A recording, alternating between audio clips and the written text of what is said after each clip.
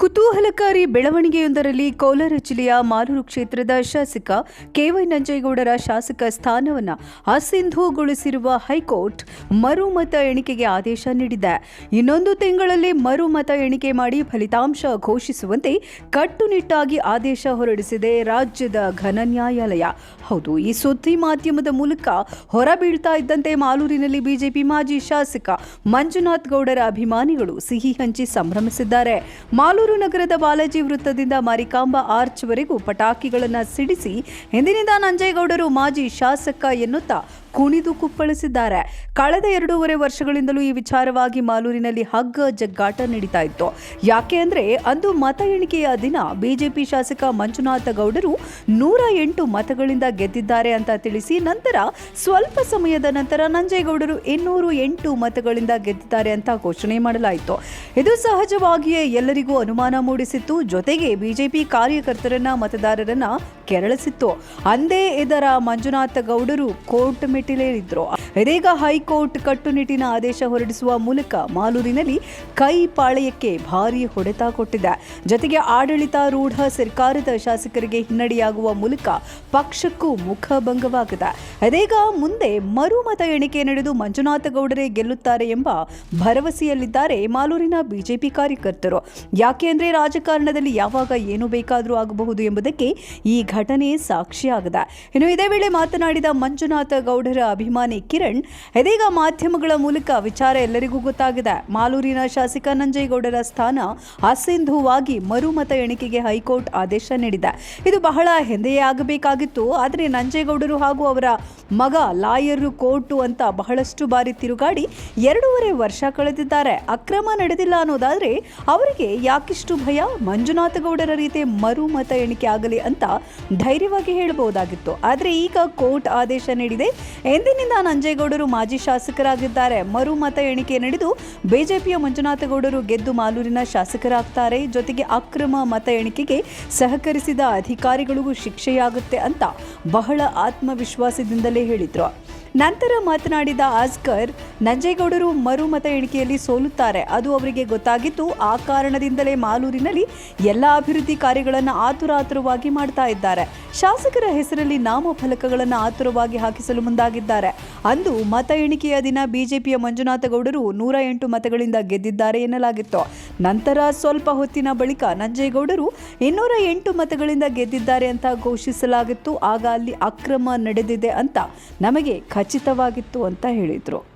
ಏನು 2023ರಲ್ಲಿ ML election ನಡೀತೋ, ಆ ಎಲೆಕ್ಷನಲ್ಲಿ ನಮಗೆ ರಿಸಲ್ಟು ನೀಟಾಗಿ ಬಂದಿಲ್ಲ ಅಂತ ನಾವು ಕೋರ್ಟ್ಗೆ ಹಾಕ್ಕೊಂಡಿದ್ವಿ. ಕೋರ್ಟಲ್ಲಿ ಇವತ್ತು ಇನ್ನೊಂದು ತಿಂಗಳಲ್ಲಿ ರೀಕೌಂಟಿಂಗ್ ಆರ್ಡರ್ ಮಾಡಬೇಕಂತ ಆರ್ಡರ್ಸ್ ಮಾಡಿದ್ದಾರೆ ಜಡ್ಜು. ಹೀಗಾಗಿ ನೆಕ್ಸ್ಟ್ ಅವರು ಈ ಒಂದು ತಿಂಗಳು ಅವರು ML ಸ್ಥಾನಕ್ಕೆ ಅನರ್ಹರು ಅಂತ ಕೋರ್ಟಲ್ಲೇ ಹೇಳಿದ್ದಾರೆ. ಟಿವಿಗಳೆಲ್ಲ ಬಂದರೆ ಟಿವಿಗಳಲ್ಲಿ ನಾವು ನೋಡಿದ್ದೀವಿ.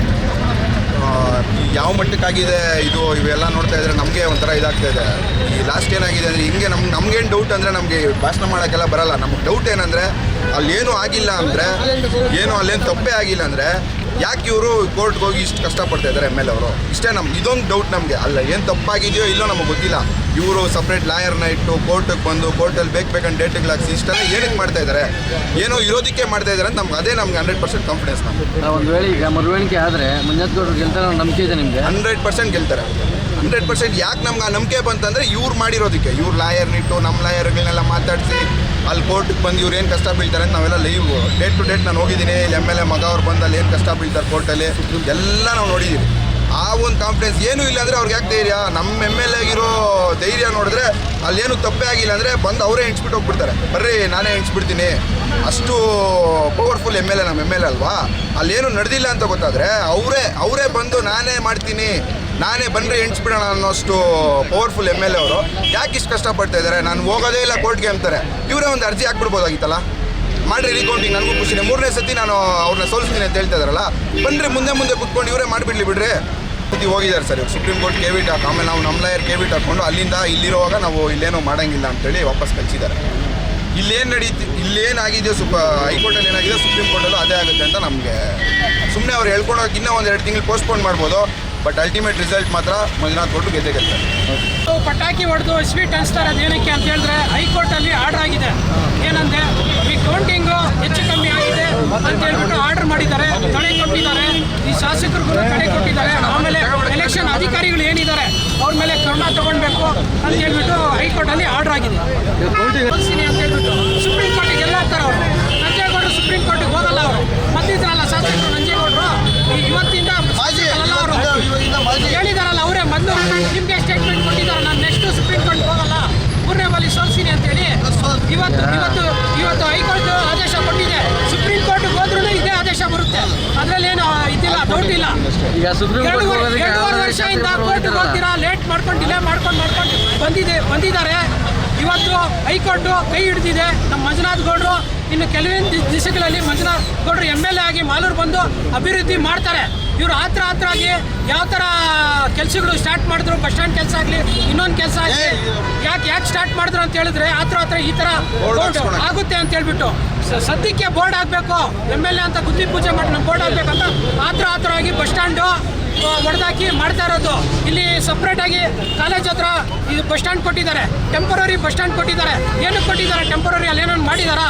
ಒಂದು ಏನನ್ನ ಟಾಯ್ಲೆಟ್ಸ್ ಮಾಡಿದಾರಾ? ಯಾರನ್ನ ಬಂದು ಕುತ್ಕೊಳ್ಳೋಕೆ ಏನನ್ನ ಇದು ನೆರಳು ಥರ ಏನನ್ನ ಚೇರುಗಳು ಹಾಕಿದಾರಾ? ಏನಿಲ್ಲ.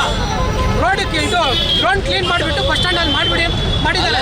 ಏನಕ್ಕೆ ಆ ಥರ ಮಾಡಿದ್ದಾರೆ ನೀವೇ ತಿಳ್ಕೊಳ್ಳಿ, ನಿಮಗೆ ಗೊತ್ತು.